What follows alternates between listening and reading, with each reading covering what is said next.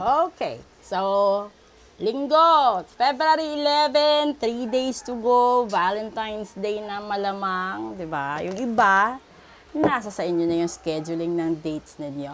Okay, so, yeah, this is our daily episode 3312, 3313, and 3314. Parang cellphone model dati.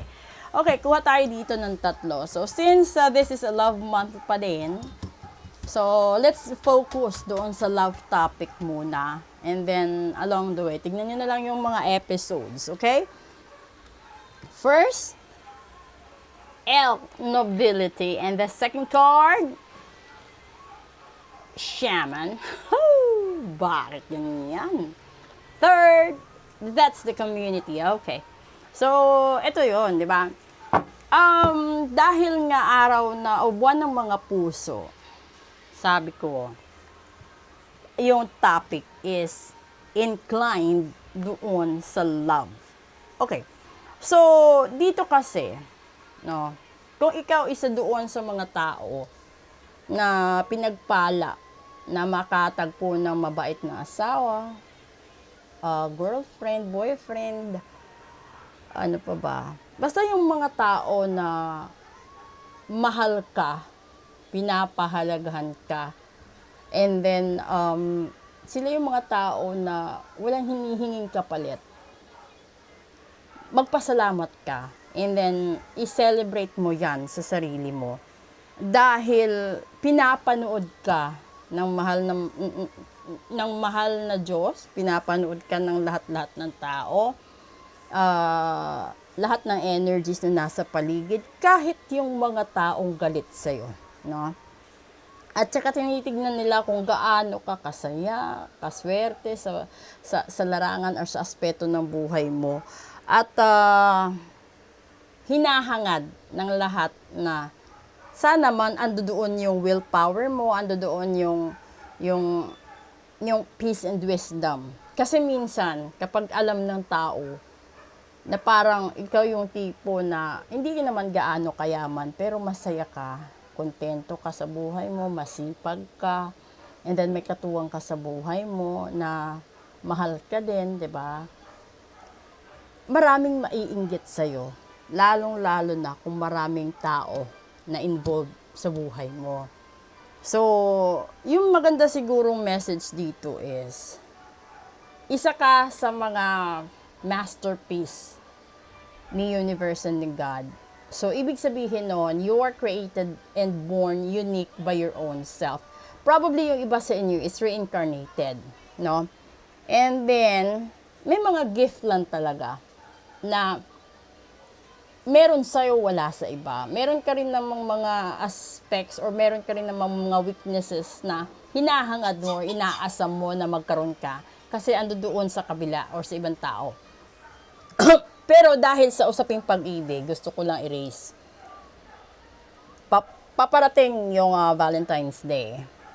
Kung meron ka ng sigurong napupusuan, pinupusuan, no? Or meron nang nagmamayari sa puso mo, huwag mo kakaligtaan. Hindi man nakikita ng ibang tao, hindi man nakikita ng mga mahal mo, no? Andi dito pa rin, may nanunood pa rin sa'yo sa kalawakan. And then, yung pangalawang nanunood sa'yo is yung tao sa paligid mo. So, pwede, di ba? Ando doon yung punto na mahuhuli ikaw. Siguro, yung point na lang dito is, you have to pay respect. Dahil hindi naman magiging effective yung relationship, hindi naman magiging successful, and then hindi rin siya blessed kung hindi rin lang ikaw marunong rumispeto sa relasyon na meron kayo.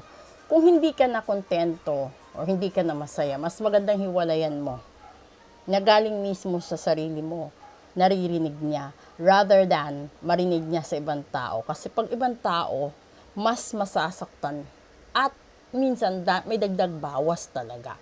So, di ba? Para walang dagdag bawas at para wala na ring waste of time, you better admit it. Pero, hindi naman talaga yun agad-agad ma-solve kasi hindi yan mag-i-stay sa tabi mo kung hindi ka mahal. hindi yan magtitiis kung hindi ka mahal. So, kung ikaw yung tipo ng tao na hindi mo na siya mahal at awa na lang yan naramdaman mo, sabihin mo sa kanya ng diretso para naman wag na siyang mag-assume na may future pa kayo. At least, sa kanya, meron pa rin siyang pagkakataon na mag-undergo sa healing process, mag-undergo ng cross-examination sa sarili niya. And then after that, siguro, that person will have her own partner in life, will have her own husband or wife in life, diba? Yung live-in partner, meron pa mga ganyan. So, dito naman sa mga part ng community or part ng mga tao sa paligid, kung kayo naman ay mga in-laws, no, ay bigyan nyo naman sila ng liberty of choice and then freedom of making their own decisions sa buhay nila. Kasi ginusto nilang magsama, then if they fell apart or probably hindi na sila nagkakaintindihan. So you better give them talaga their freedom to decide for themselves. Kasi ang pangit, no, na makikiosyoso ka, nakikialam ka sa relasyon nila, in the end, sila lang din naman talaga yung pwedeng mag-resolve na issues nila. And then, kung may problema kayo, huwag nyo nang ipagkalat din sa iba. No, halimbawa, na-discover mo na merong mga chismis, then you have to observe by yourself silently para iwas kasi kapag konting tao, mas safe yung sitwasyon. Rather than ichika mo, di ba? So I hope sa lahat-lahat ng nag-aambisyon magkaroon ng relasyon, yung nasa relasyon na, yung nagkahiwalay sa mga relasyon, see to it na malinis or clean slate. Kasi kawawa naman yung mabibiktima. Yung iba nga, di ba, sa sobrang sakim, sa pag-ibig, sa pagmamahal, yung iba nagkakaroon pa ng harassment. And then yung iba talaga napupunta sa hindi magandang desisyon. So, ingatan lang din, kung kayo din naman yung mga, lalo na yung mga babae, no? Make some background check sa mga lalaki na i-date nyo this coming Valentine's Day. Kasi hindi natin alam kahit poging-pogi siya, yaman na yaman, di ba? Hindi mo alam kung meron siyang background of being sadista, no? O background of being na paranoid, etc. May ganun. So, wag lang puro puso. Gamitin din ang utak. Kasi sayang, pinag-aral din tayo ng magulang natin and then we will not use it for our own safety. Hindi naman katapusan ng mundo kung wala kang kadate ngayong 14. 'Di ba?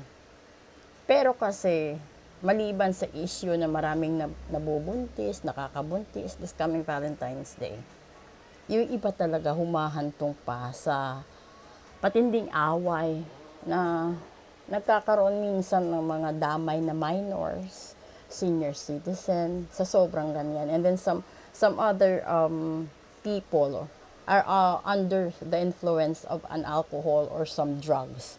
So make use to observe or probably do a background check of what type of person you are planning to date this coming Valentine's Day para safe naman. And then let your parents, let your family know kung saan kayo pupunta. At least alam din nila kung saan kayo pupuntahan if ever that you will not be able to come back to your home or yung mga ganon, just to be safe. Kasi dito yun posible na may sasabihin at may mangyayari talaga na meron kayong mga gagawing desisyon na hindi alam ng mga taong mahal ninyo. And then mapapahamak kayo at the middle and then the community will just set that issue na hindi lalabas or hindi sila madadamay. So mag-ingat kayo. Advance Happy Valentine's Day sa lahat-lahat. Maraming salamat po. Special episode po tayo right after this.